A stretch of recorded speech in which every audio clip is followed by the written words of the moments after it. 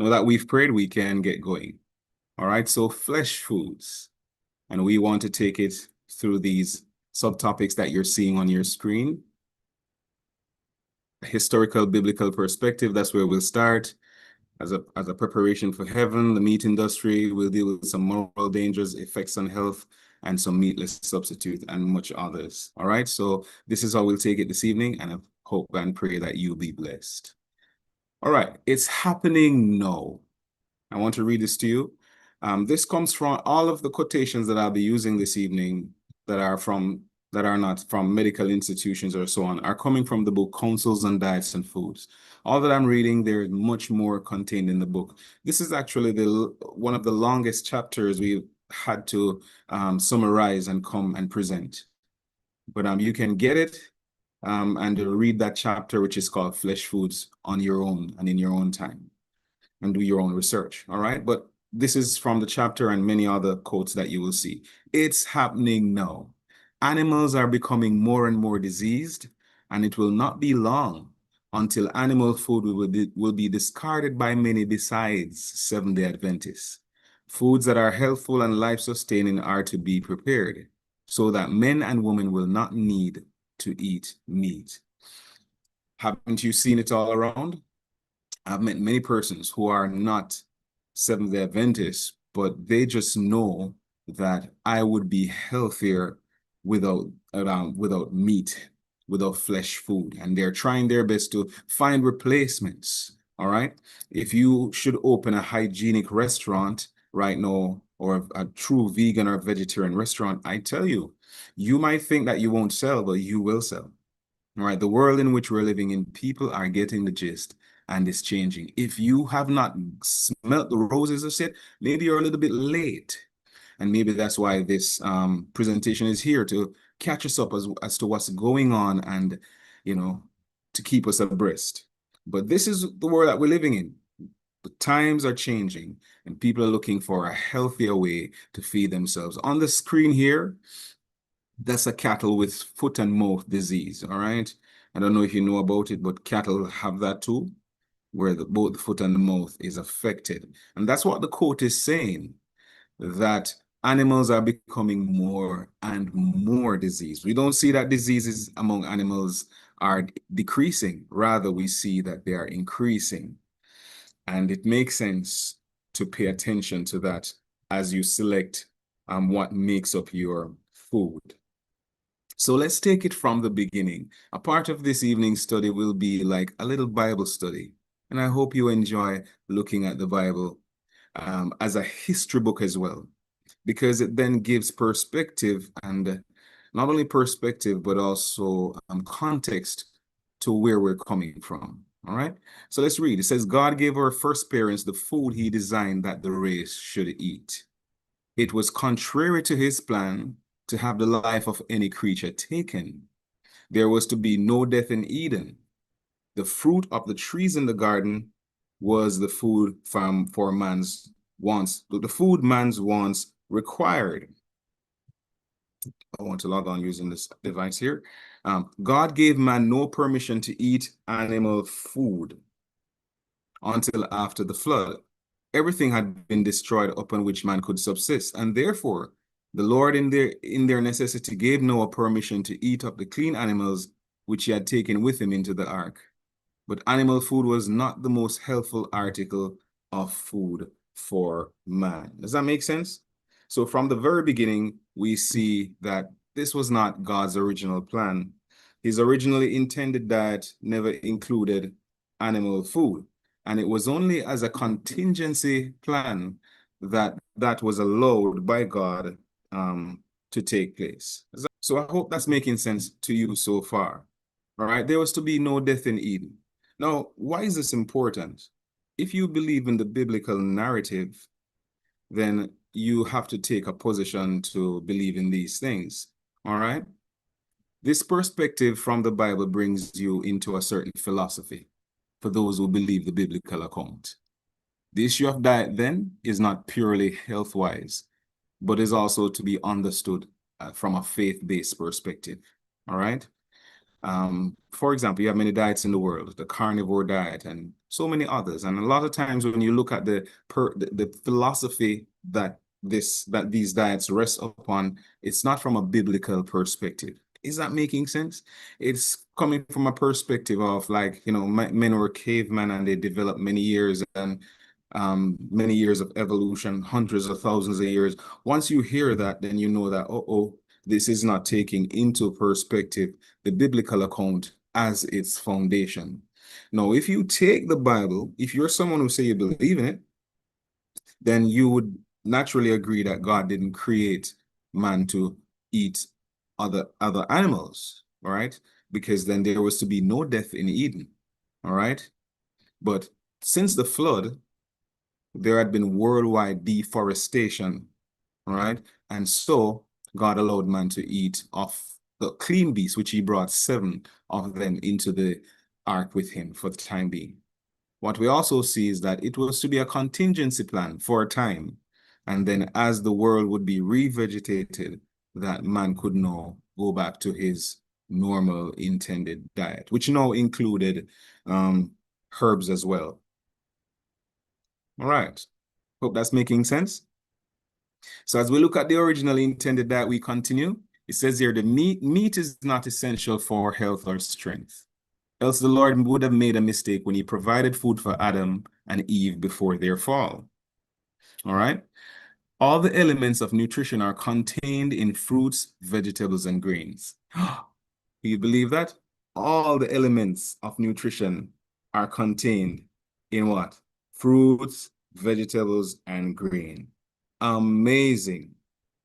I want to also provide you here with a statement that comes from the Academy of Nutrition and Dietetics. It said, it is a position of the Academy of Nutrition and Dietetics that appropriately planned vegetarian, including vegan diets are healthful, nutritionally adequate, and may provide health benefits in the prevention of treatments of certain diseases. These diets are appropriate for all stages of the life cycle. Isn't that amazing? All right. Now, this person who wrote this book said this years ago using the biblical narrative. And now we see that science is catching up. If you want to be wise and if you want to be cutting edge and ahead of your time, look to the Bible, right? The Bible provides you with answers before science gets to it. And science has a funny way of establishing what the Bible had already said and has already hinted to if you do not see it clearly. All right. So it's a mistake to also think that muscular strength must come from meat. Often we make that mistake, right? So we don't want to make that mistake anymore. We want to be fully educated about it. And we're taking it from a biblical perspective here. Now let's talk about after the flood. After the flood, the people ate largely of animal food, okay? God saw that the ways of man were corrupt and that he was disposed to exalt himself proudly against his creator and to follow the inclinations of his own heart. And God allowed that long-lived race to eat animal food that would shorten their sinful lives. Soon after the flood, the race began to rapidly decrease in size and in length of years. Now, when I first heard that, I'm like, oh, really? And I went to look at the biblical history and the length of years that men used to live according to the Bible. And I was shocked. I want to play a little clip here for you. So as you see, Adam, 930 years, Seth, and you can see how, the length of years here in terms of how tall they are. And Methuselah, the longest living, Noah 950, right after the flood, in Noah's time, there it comes down, and down again, and down again, and down again. Abraham just 170 years, and David just 70 years. Today, in our time, if a man lives to 70 and you say, well, he has done his time, and a 96-year-old person is hailed as, wow, a centenarian, oh my goodness, we hail them. But we forget that really and truly, these things which are common to us would be a surprise in the beginning. Of course, the reasons for living less in terms of length of years are multifactorial, but here one of the main factors are pointed out and pinpointed. And what is that? The eating largely of animal food. All right. We can see that after the flood, there's a striking correlation to the eating of animal food, which then was allowed whole scale by God. All right. So man was to return to his original diet, and they never did. And even today, for anyone who would say that they're eating meat, it really should be not the staple of their makeup of their diet. All right. But unfortunately, it is. All right. If meat is a staple, and it shouldn't be, it should be a little additive to make up for a protein if you're going to do that. Right. But that's not what we find. We find that it is morning, noon, midday, and evening, 7 days a week. All right. And we want to now remove the cover and show what is an unaccounted for reason of our many ills. All right. So that is clear. Let's move on to the other quote here. It says after, so I'm coming down the line with you, okay? So we see creation, we see after the flood. Now we're going to follow the line of biblical history and look at after Egyptian bondage in the wilderness, all right? In choosing man's food in Eden, the Lord showed that what was the best diet. In the choice made for Israel, he taught the same lesson. He brought the Israelites out of Egypt and undertook their training, that they might be a people for his own possession. Through them, he desired to bless and teach the world. He provided them with food best adapted for this purpose. Not flesh, but manna, the bread of heaven. It was only because of their discontent and their murmurings for the flesh pots of Egypt that animal food was granted them. And this only for a short time. Its use brought disease and death to thousands. Yet the restriction to a non-flesh diet was never heartily accepted. It continued to be a cause of discontent and murmuring, open or secret, and it was not made permanent. You see, God is, what I see about him is that what you fight him for, many times he'll back off and give it to you. All right. Are you seeing that too? I hope you're seeing that. Many times what you really, really want, he knows it's not best, but if you fight him long enough, he will just say, okay, it's what you want, so be it. And it might not be for your best health. Even when Israel wanted a king, God never wanted a king, but God said, okay, I'm going to condescend and come down to your level. I'll give you a king. Here's what your king will do. Sure about this? They said, yes. God still tried to help them in the process. All right.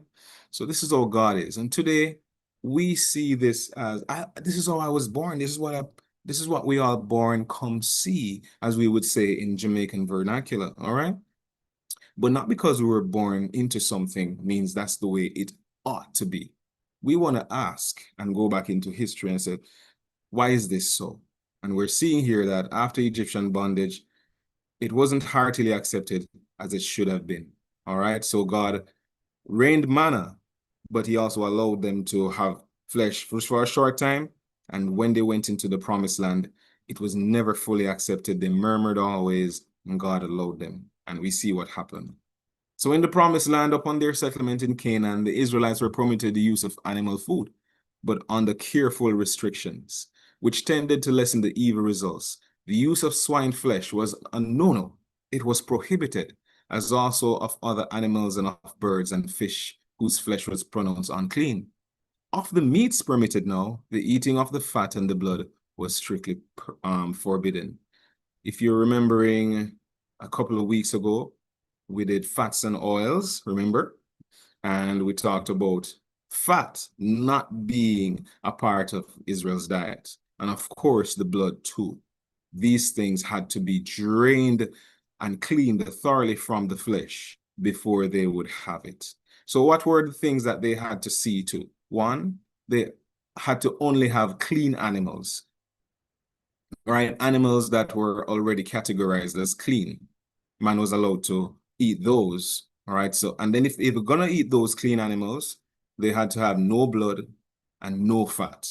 So you had to go through and clean up all the fat. So this frying of fat on the side and put down and then you eat it, that would be a no-no. That's like clogging up your system. That's an offense. That's a crime against your body, okay? Even if we've done it before, now we know never to do such a thing, all right? And then thirdly, fat and blood, number two. But thirdly, we know that it had to be in a good condition, meaning healthy. All right. So it would have to not have any signs of disease or not. It couldn't be frail. You eat that thing, you'd be eating basically the disease secondarily that that animal had. And we see that in the world today. All right. And it begs a question if we ought to look closer at what we call clean and unclean. There are many animals that are categorized according to biblical standard as clean. But if you eat that thing based on the condition that it is in, you can be sick. And so you'd ask yourself, how could a clean thing make you sick? Because we should think a little deeper and not just say, okay, it's in that category. I think it's Jakob Creutzfeldt's disease, what we call mad cow disease, all right?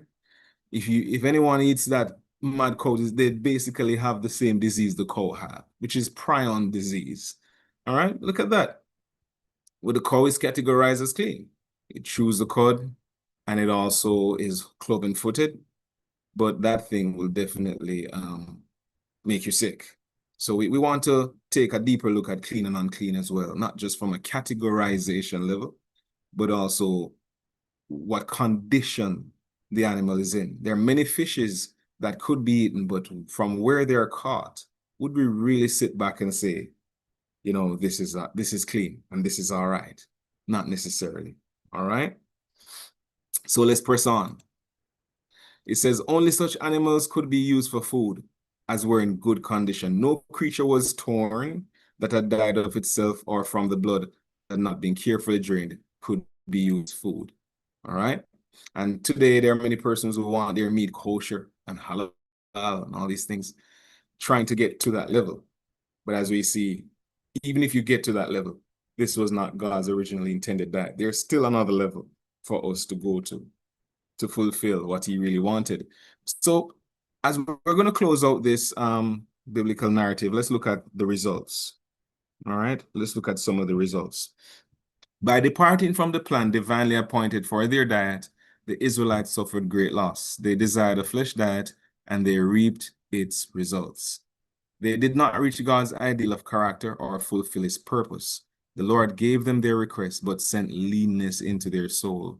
They valued the earthly above the spiritual, and the sacred preeminence which was his purpose for them, they did not attain. So ancient Israel stopped short of what God had wanted them to do. God declared these blessings, but what we want to be sure of is that even the declared blessings of God are contingent upon obedience. All right. So God can be commanding blessing over you right now. All right. God can be saying you shall this and you shall prosper. But it is contingent that as you move on, you prosper. And this is to tell us something. If God pronounces a blessing on you today, if you had a vision or a dream, or you read one of his promises in his word, it is not to bless you as you are. That sounds away, right? God's blessing is not for you as you are now. God's blessing is for you as you move forward into his plan and we become obedient, right? So God sees you not just as you are, but who you will be. And so the blessings that you will inherit that he has already set up for you, all right? So it's as you move forward that the blessings are inherited.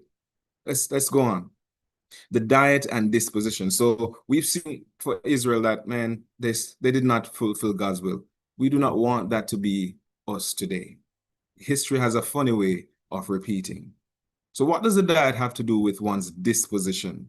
All right, one's temperament. It says, as a general thing, the Lord did not provide his people with flesh meat in the desert because he knew that the use of this diet would create disease and insubordination.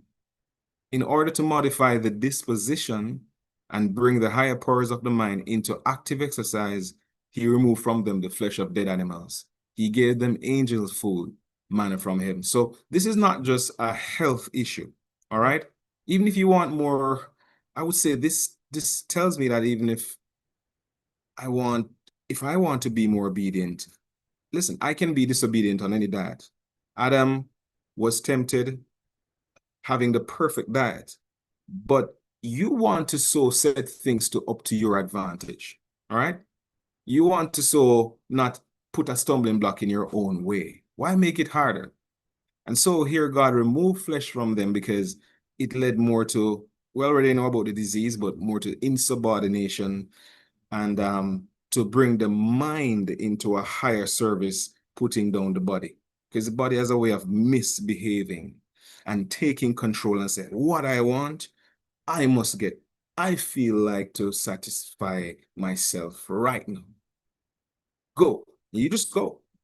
But when the mind is in control, the mind says, Irks, hold on, body, stay down. You're not in control. I am in control. All right. And often there's a war against the two. So that the normal the normal distribution of man is like this in terms of hierarchy. There's a word of God which educates the mind, and the mind which educates and leads the body. What happens, what we're seeing here with the flesh diet, is that it tends to make the body take supremacy. And the body not taking commands from the mind, which is under the counsel and tutelage of the word of God, is then in control. So whatever I feel like doing, I do. I just do it because I feel like doing it. And that is destruction, as what we're seeing here. So we want to create a situation where our minds are more exercised to be in control of the lower passions, which tend to just rise up and want to take the supremacy. All right. So this has to do with more than just health and living longer and fitting in a certain pant size and lowering your blood cholesterol. This has to do with our character development as well. Let's move on. So we see here repeating Israel's mistake. The children of Israel would have flesh meats and said, as many now say, we shall die without meat. God gave rebellious Israel flesh, but his curse was with it. Thousands of them died while the meat they desired was between their teeth. We have the example of ancient Israel and the warning for us not to do as they did. Their history of unbelief and rebellion is left on record as a special warning that we should not follow their example of murmuring at God's requirements. All right? So let's not say like Israel said, or even Esau. Esau said, behold, I'm at the point to die. What is the use of this birthright to me? He wasn't going to die. But sometimes we can so strengthen our bodily pangs and urges that we think if we don't get it, we are go dead. All right? If we don't eat this, we are go dead. You know what? You won't die. And you know what? You'll actually find joy without it. Just give it a shot. All right? Bring the mind back in control. And the mind must be led to conscientious service, which is educated. All right? And so you can now lead yourself. All right? All I'm saying to you, we're all in the same boat. We want to grow and we want to move forward. We want to make it, right?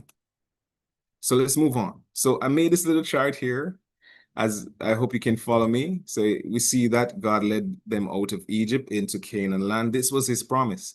And guess what? This is repeating again. Spiritual things are spiritually discerned. So let's discern the spirit of this. All right. Today, you and I are in our we're in our Egypt. And if you are in Egypt, you can come on over to the Canaan land. But also collectively, God is doing this again, where he's leading his people out from the Egypt of this world to the heavenly Canaan. All right.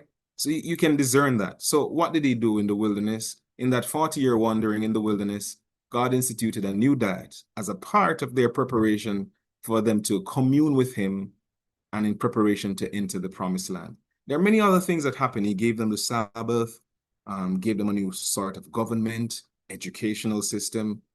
All these things were preparatory for them to enter into the promised land.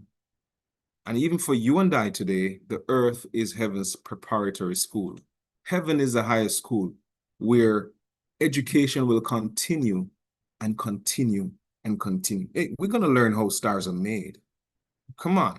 We're going to learn about things that baffle us today. You think we've started learning it? This is basic stuff in this earth. So in our personal experience, God has called you out of darkness into his marvelous light. He now seeks to renew you spiritually and reform your ways and habits in preparation for heavenly citizenship. You see the same thing repeating?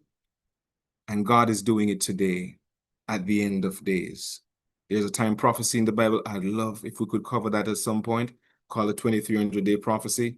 Not the focus of this evening's talk, but God has called out a prophetic movement after the time of the end, gave them a reformed diet in the health message, which would be a blessing to the world and to help them in preparing characters fit for heavenly citizenship.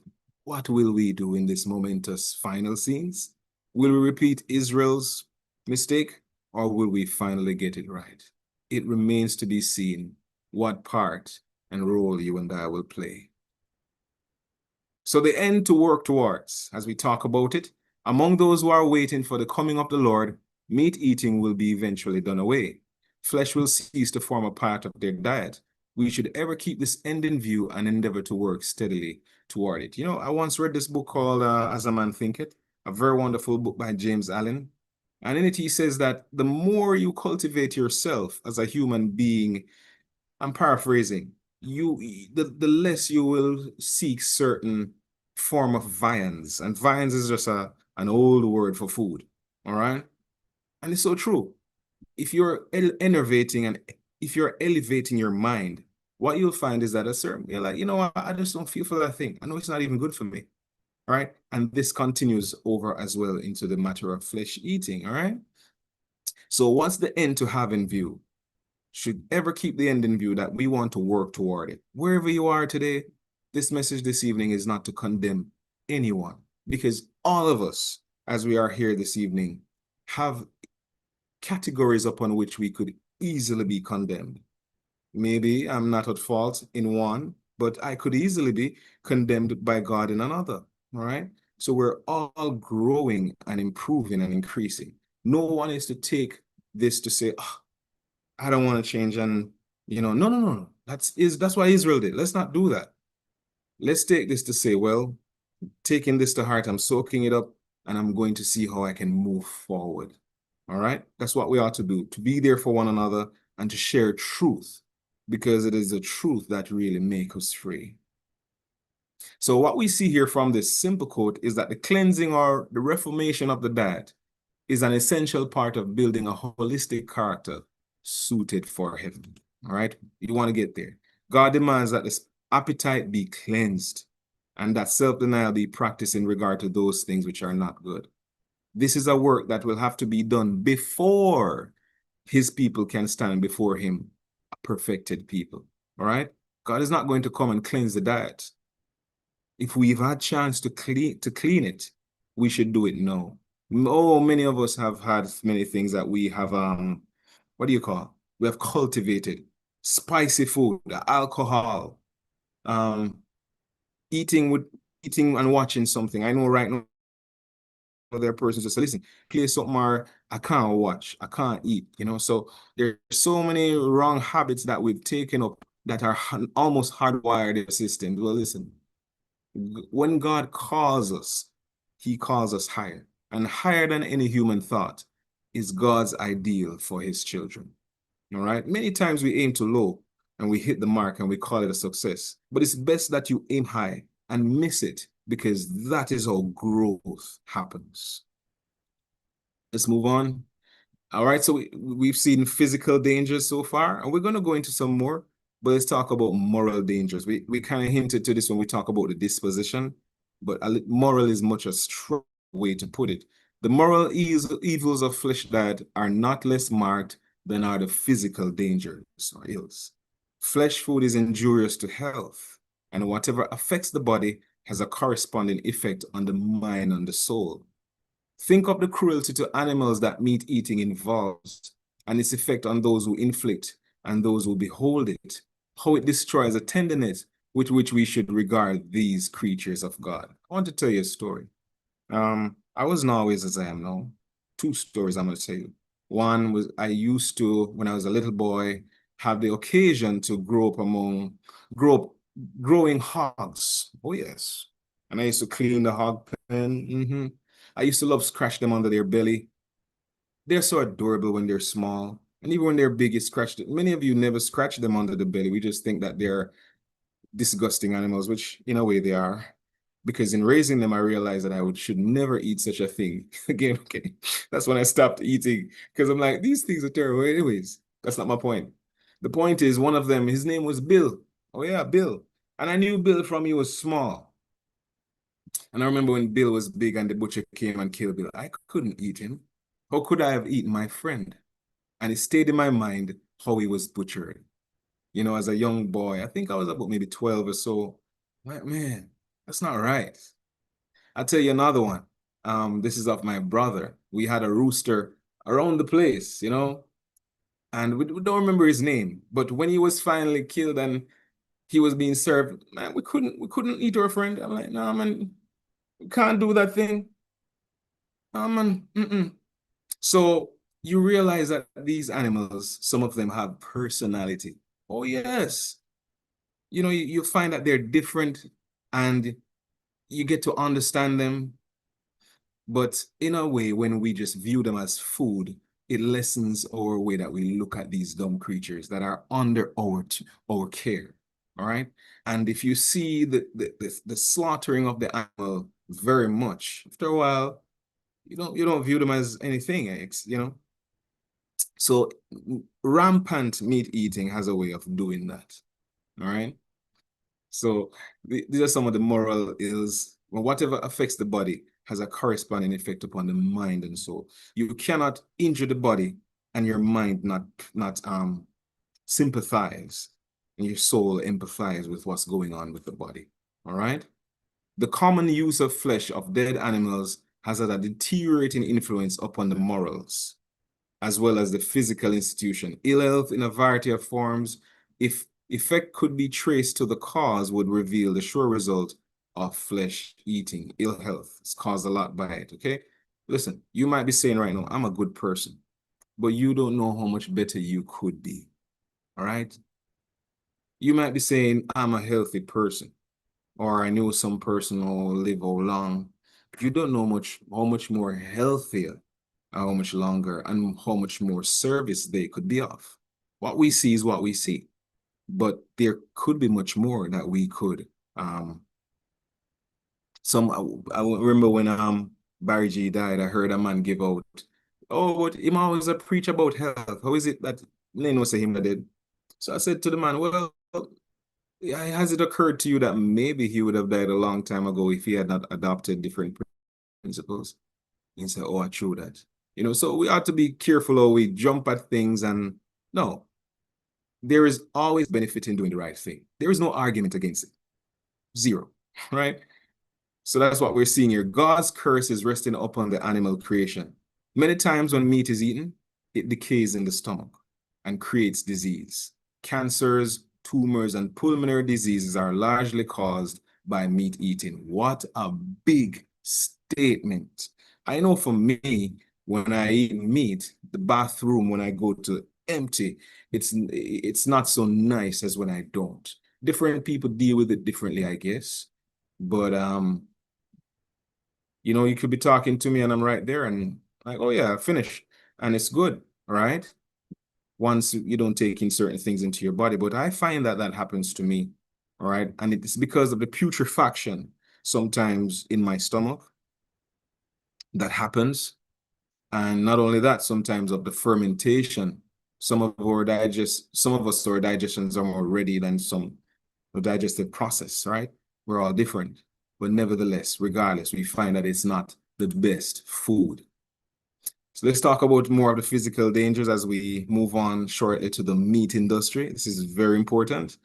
Oh, if everyone could discern these matters as they have been presented to me.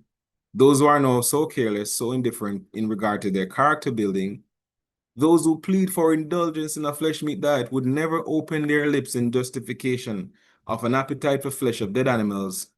Such a diet contaminates the blood in their veins and stimulates the lower animal passions. It enfeebles keen perception and vigor of thought to the understanding of God and the truth and the knowledge of themselves, right? We want to give ourselves every advantage we can as we come closer to the end of time. Why give ourselves a handicap? All right, so we want to know, stretch a little bit. as we head on into the next section, which is the meat industry. All right, so we've looked at it from a biblical perspective. We've seen the history. We've also seen moral, physical ills of it. And now we'll move on to the meat industry. All right, as you can see here, this is an abattoir. Many of us, we haven't had a chance to see this, but that's what happens behind the scene. All right, so could you know just the nature of the meat you eat? Could you see the animals when living from which the flesh is taken when dead? You would turn with loathing from your flesh meats. The very animals whose flesh you eat are frequently so diseased that if left alone, they would die of themselves. But while the breath of life is in them, they are killed and brought to the market. You take directly into your system humors and poisons of the worst kind, and yet you realize it not. What a situation. All right. Right here on the screen, you have a little bird. So it's a white fowl. We call him a white fowl. For those who raise chickens, if you've ever had the chance to be around those who raise chickens, you would recognize this kind of disease. You may not know what it's called. It's a Marek's disease, which is a highly contagious viral disease in chickens. And it's caused by the herpes virus. It is characterized by the development of tumors in the internal organs and in the nervous system. And it leads to symptoms like progressive paralysis that you're seeing here, blindness, and severe weight loss. Generally, the person raising them is a good person. They toss that thing aside, all right? Because, of course, when you go to sell that, the person will see it, all right? But I don't know if the person who is selling it is also, if they could get around that. But generally, they cast it aside, and the healthier birds are killed. But remember, it is highly contagious. So a healthier looking bird might kill. You don't know if the incipients or the starting factors to that disease may be in that bird as well. We don't know, all right? As we started off saying this evening, that disease among animals are becoming more and more rampant, not less and less so, all right? So these things are real, and we want to take it into consideration. I remember after Melissa the Storm, so many crackdowns had to be happening because people were trying to sell meats that have drowned. These cows and chickens drowned, but people were not willing to lose.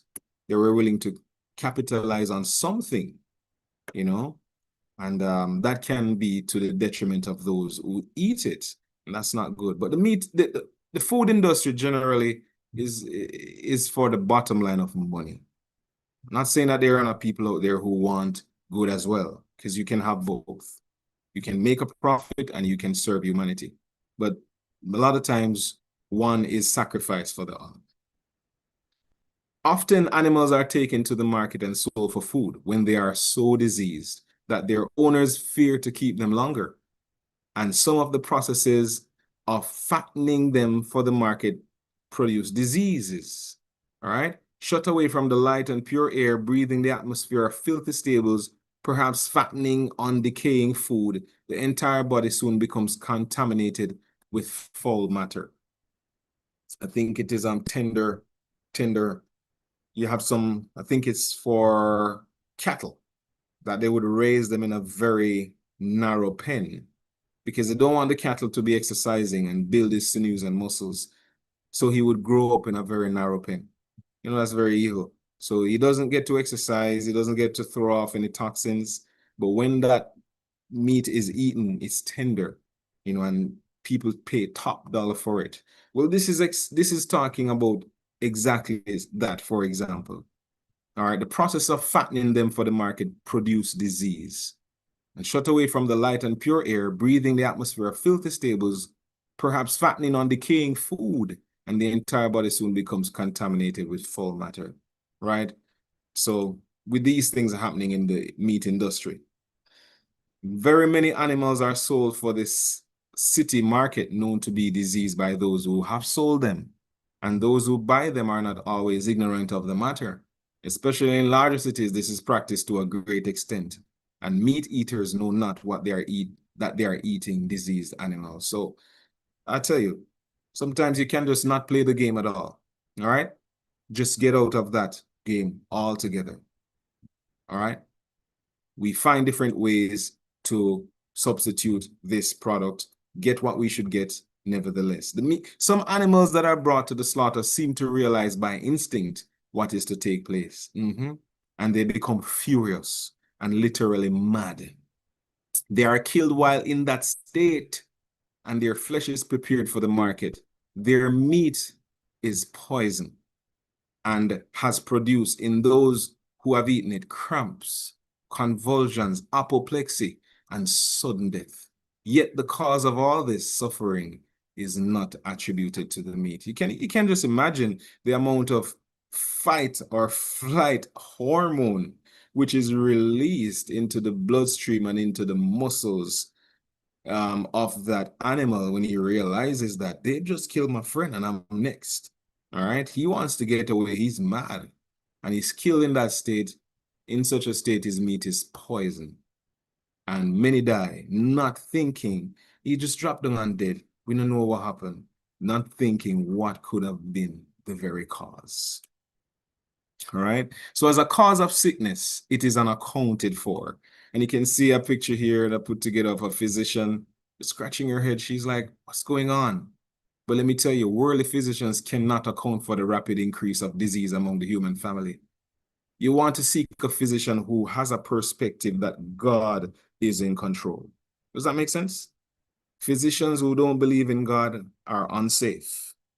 And I'll say that right here for all to hear, okay? Because they're worldly. They come strictly from a worldly perspective. They believe entirely in drugs. And we'll be getting to drugs shortly, and there's a place where drugs can be used. But to believe in it as your savior is wrong. All right? All illnesses should be viewed from a perspective of what the Bible provides. And so we can get back to health. But we know that much of this suffering is caused by the eating of dead flesh. Now, if you don't want to believe what we're telling you, remember, as I said weeks ago, you have evidence-based medicine. And I've provided some evidence here. But there's another part of it which is faith-based. All right, we don't wait on the evidence. You're wise by taking the counsel of what God gives you through his servants, his prophets, in his word. All right, so a cause of disease not accounted for. The animals are diseased. See something there in the chat. I can't wait to get to it. The animals are diseased, and by partaking of their flesh, we plant the seeds of disease in our own tissue and blood. Then when exposed to the changes in a malarious atmosphere, these are more sensibly felt by such persons. And also when they are exposed to the prevailing epidemics and contagious diseases, the system is not in a condition to resist the disease, all right? These all come from the book Counsels and Diets. So I'm telling you, read this thing. You may not receive a certificate of continuing education to have been tuned into these talks, but sometimes you don't need that certification as much as you need proficiency, all right? And certification doesn't always lead to proficiency. You've seen those who are certified, not proficient. But you may not receive that, but just know that if you take these things to heart and you make a practice, you will be wiser for it, all right? In COVID-19, for example, one of the first big studies that came out showed that pre-existing comorbidities heightened one risk of actually having a severe case of it. No longer it was just, oh, if you caught it, you will be affected. What was the situation was things like obesity, diabetes, and the list go on and on and on. You know, those who are on ACE2 receptor medication and all these things. And so you get to understand that our proclivity to take disease is not just caused by the pathogen causing the disease, but our own internal situation. If we create the conditions, disease take us more frequently and take us down more efficiently. You see? So we want to create a robust system. Many things are not straight line. Of course, 1 + 2 = 3. But you know what? There are so many other mathematical scenarios that equals the same 3.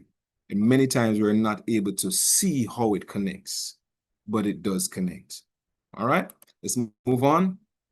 As a cause of disease still continuing, cancers, tumors, and all inflammatory diseases are largely caused by meat eating. That is so plain, all right?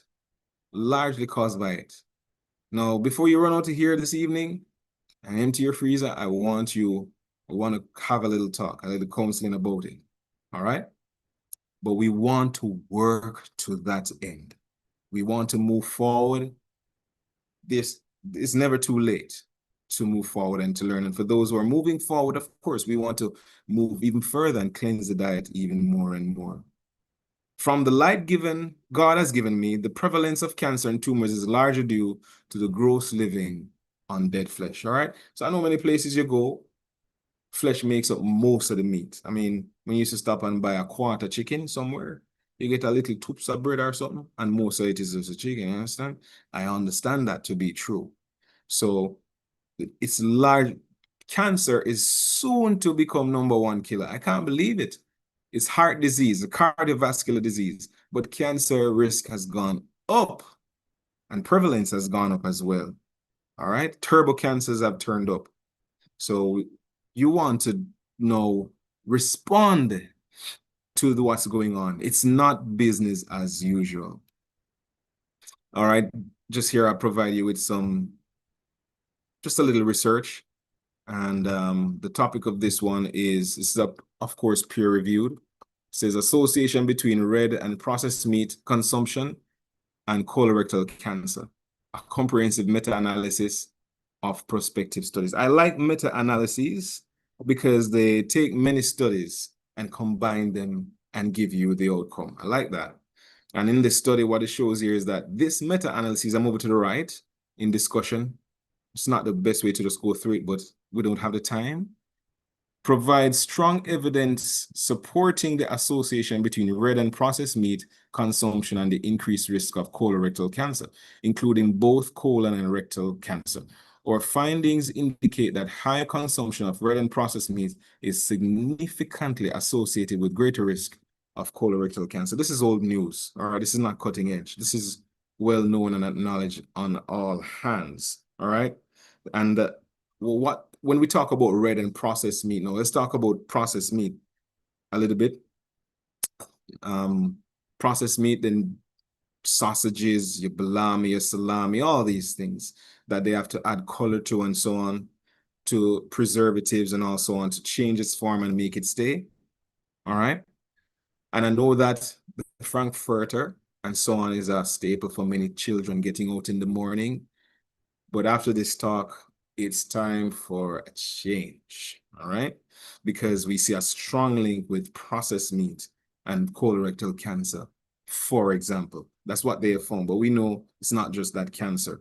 You have this thing called the sodium nitrate that they put on the flesh to keep it red and pink and to keep it appealing to the eyes. If they don't do that, the sales will plummet. But they will really buy that thing because it will just look so pale and uninviting. But when it's red and looking nice, it is bought, all right? And what it does is that it creates in the body iotrosamines.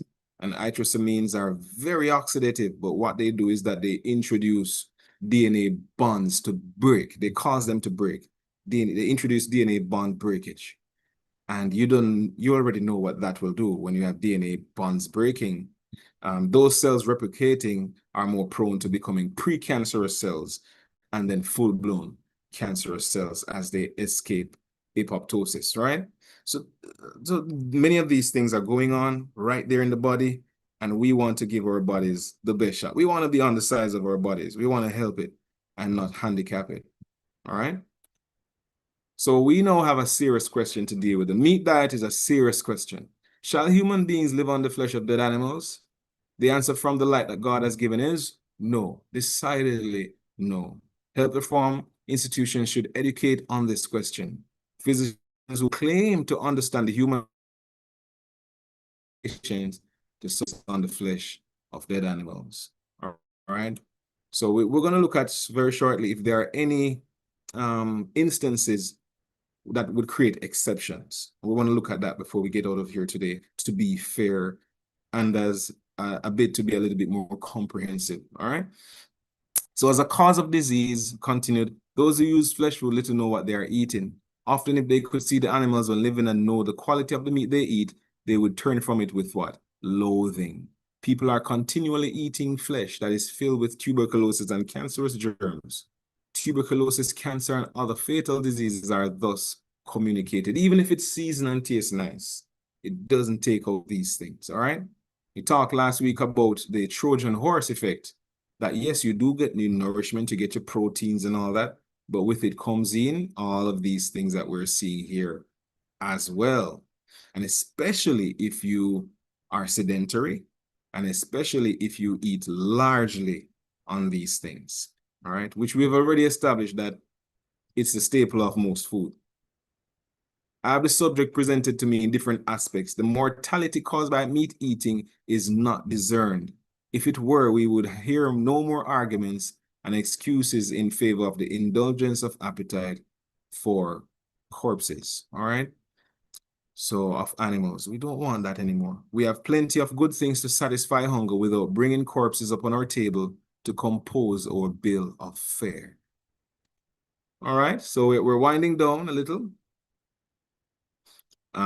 So let's talk. It is impossible for those who make free use of flesh meats to have an unclouded brain and an active intellect. If you want an unclouded brain, active, if you want your mind to be sharper, even if your mind is already sharp, it can be sharper. God wants the perceptive faculties of his people to be clear and capable of hard work. But if you are living on a flesh diet, you need not expect that your mind will be fruitful. The thoughts must be cleansed. Then the blessing of God will rest upon his people. This is God's will for his people. It is impossible for those who make free use of flesh meats to have an unclouded brain and an active intellect. All right, so we see there that one precludes and excludes the next. Impossible is the word used. Free use, if it's used freely and largely, it's going to be impossible to have an unclouded brain and an active intellect. So you want to do that. There are many persons now who don't defend eating pork anymore. They kind of know. And there are many persons who say, until me dead, me I go eat it. Jamaican vernacular. Until I die, I'll be eating this thing. However, when the doctor says you need to lower your cholesterol, this is dangerous, get off of that meat, they come off of it right away. Isn't that amazing? All right. So there you go. All right. Pork, although one of the most common articles of diet, is one of the most injurious. God did not prohibit the Hebrews from eating swine's flesh merely to show his authority, but because it was not a proper article of food for man. It would fill the system with scrofula, and especially in that warm climate, produce leprosy and disease of various kinds. Its influence upon the system in that climate was far more injurious than in a colder climate, but God never designed the swine to be eaten under any circumstance, right? So there's some more quotations on this, but I'm going to go past it. I just take it that we've already settled the pork eating question, right? And there is no reason and no excuse to eat swine's flesh, all right? It says, but it is not the physical health alone which is injured by pork eating. The mind is affected, and the finer sensibilities are blunted by the use of this gross article of food. It is impossible for the flesh of any living creature to be healthy when filth is their natural element, and when they will feed upon every detestable thing. All right? The flesh of swine is composed of what they eat. If human beings eat their flesh, their blood and their flesh will be corrupted by impurities conveyed to them through the swine. The eating of porks have produced scrofula, leprosy, cancerous humors. Pork eating is still causing the most intense suffering to the human race. And listen, man, I know a lot of people raise their hog. Because hog not really take much for raise, because you just go through, you can go, if you know a restaurant, you go and you take the refuse and you go through get the hog them. And when you kill a hog, you can buy a thing and you can put together something. I know. I know what it's all about. All right. I'm not talking as a foreigner to these things. I've seen it. All right. But don't rail against someone who tells you the truth, because then we would be in the situation of the people who would have harmed Christ. When Christ came, these people in Israel knew better than to be raising hogs. They knew better. And so the demons rightfully asked, send us into the hogs. And he sent them into the hogs, and all of those hogs went and drowned. And the people who were raising them suffered a great loss. They didn't like this man anymore. He was not their favorite guy. But they've heard about him, and what he did, they had to fear him, because none of them could go near that man who was now sitting down so calm and composed, like a child who is weaned and fed, satisfied. And like, you know what? They didn't even say, come in for dinner. They bid him leave. Just go on. You know what? Just go on. Come in, me no want to, just go on. All right? So as these topics are presented, let's make sure that we're on the right side, because history has a funny way of repeating. All right? So let's talk about fish quickly. In many places, fish become so contaminated by the filth on which they feed as to be a cause of disease. This is especially the case where the fish comes in contact with the sewage of large cities. The fish that are fed on the contents of the drains may pass into distant waters and may be caught where the water is pure and fresh.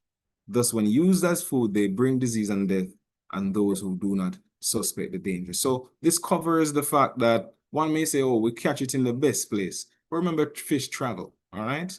So consider that as well, all right? Even that has to be, the animals who come from the sea, they're not really animals, they're to be called fishes. The fish has a different threat than land animals, and the threat is really a threat of toxicity.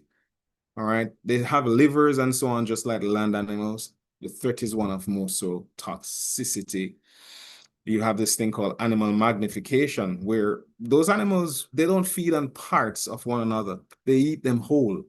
So if an animal like a plankton or so on, a smaller fish has a certain amount of toxins, another fish swallows it whole, the toxin level is not the same. It magnifies, and it's called animal magnification. It's something you can also look upon, but it happens more so for sea animals. All right.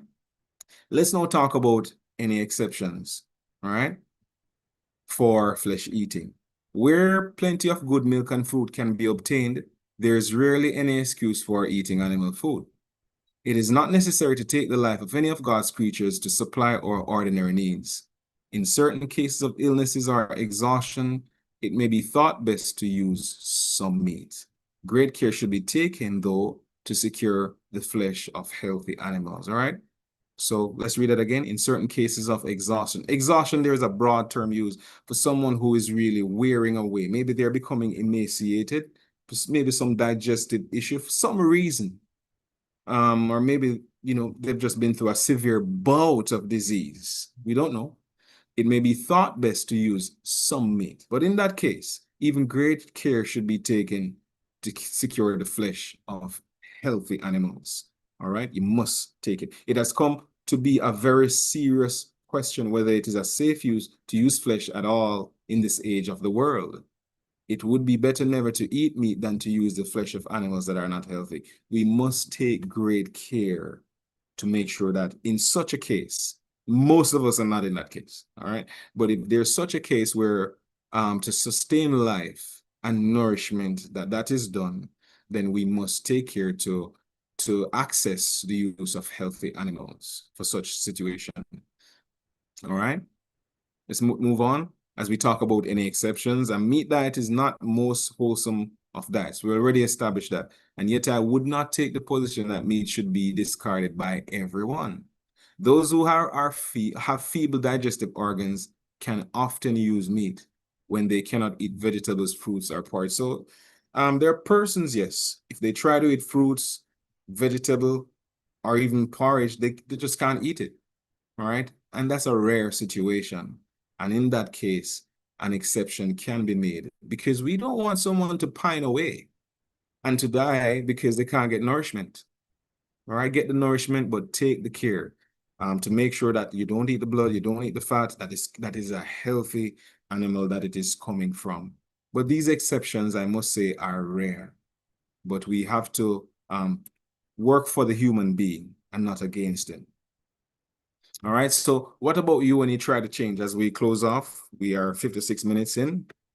I want to make the time of an hour. When the use of flesh food is discontinued, there is often a sense of weakness, a lack of vigor. Many urge this as an evidence that flesh food is essential, but it is because foods of this class are stimulating because they fever the blood and excite the nerves that they are so missed. Some will find it as difficult to leave off flesh eating as it is for the drunkard to give up his dram, but they will be better for the change. All right. So it's not going to be easy. I remember when I tried to make the change, my hunger same time. I say, what this? I don't know if I can do this. You know, just eat, I'm hungry again. All right. And some of the things weren't like say palatable because there's a certain, I'm not talking about the fat that you can see, but there's a certain fat content that gives meat its flavor. And that's what we like. We like the flavor of it. All right. But even the taste can be rearranged. When we talk about your taste with your brain, I think one of the presenters earlier on in one of the episodes talked about it, that if you give it enough time, your brain will rearrange how your tongue tastes. All right. So when attempting the change, you will have that little emptiness at first, but it is not necessarily a bona fide hunger. It's just a lack of stimulation. Those who eat meat feel stimulated after eating this food, and they suppose they are made stronger. After one discontinues the use of meat, he may be for a time feel a weakness, but when his system is cleansed from the effect of this diet, he no longer feels a weakness. He will cease to wish for that which he has pleaded for as essential for his strength. Give it time. All right. So just wanted to put that in there. That is also something to see. So another thing is to make the food palatable. All right, make it nice. Put style in it, man. Mix it up a little bit. So yeah, it's always I cook a curry chicken and a stew chicken, and you just get boring. So when you start to mix and match and learn about food, you get back your style and your flair in the kitchen. All right. And I know that there are those who are bona fide chefs who can do so with the flesh.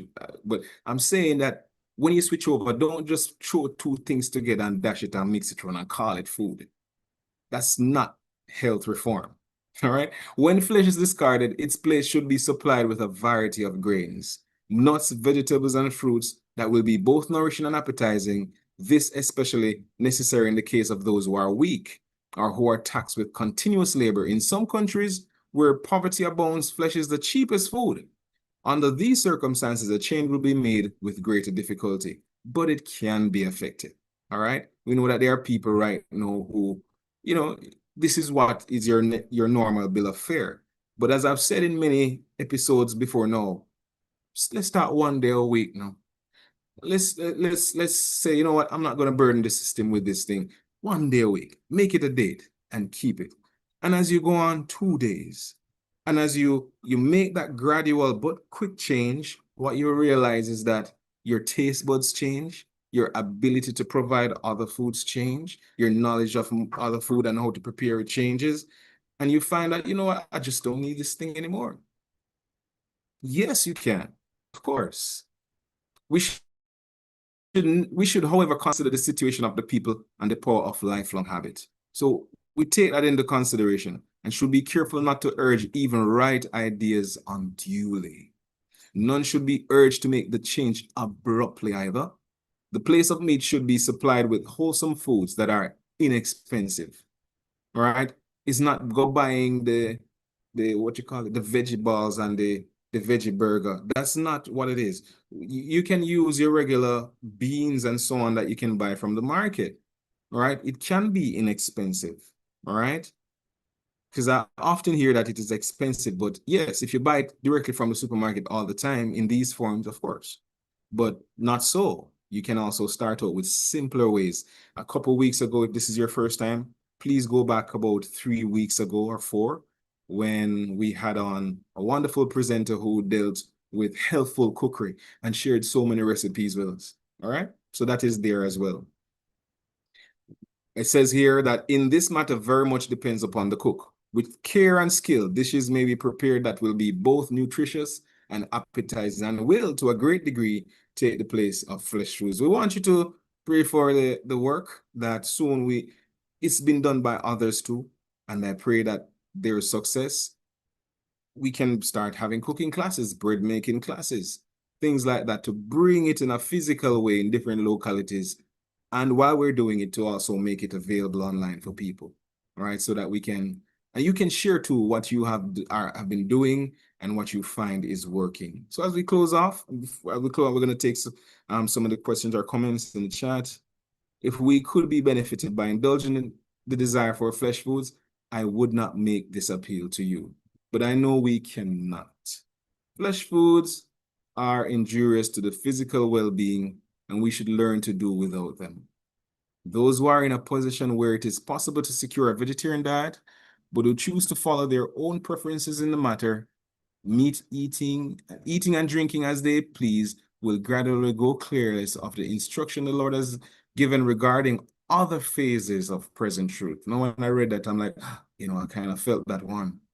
And will lose their perception of what is truth. They will surely reap as they have sown. So this is a serious matter, not just for matters of health, but also for matters of our character development and destiny as well. I do hope that as you followed today that you were blessed.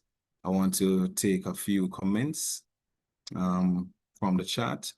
Someone here says, giving estrogen booster to cows and chicken for fast growth leads to increase in fibroidal and cystic growth, as well as breast and prostate cancer, which are hormone driven. This sounds like a very knowledgeable person, and this is so true. All right. So estrogen booster to cows, bovine growth hormone, but also especially estrogen, so that it can stay in that milk producing zone, because the cow should only produce that when he's in, but just giving it to the cow and even the calf and then the meat eaten, it's not good. All right. So thank you for that comment. Someone here asked, how do you explain it to individuals who don't eat flesh and is diagnosed with cancer? Of course, what we've done here this evening is to show clearly an unaccounted for reason. But that unaccounted for reason does not account for all the reasons. That makes sense? So let's say that you didn't know that something was causing an error, but now you know. But there are other reasons as well. For example, there are 8 laws of health, all right? So if someone is not, let's say that they're eating all the right things, but they're not resting. The environment in which they live, let's say there's some radiation, maybe there is a factory nearby doing something, maybe asbestos or something like that. No matter how they're not eating the wrong things and eating the right things, they're not resting. Maybe they're in a stressful situation at home and it's always stressful, they will still get cancer as well. All right.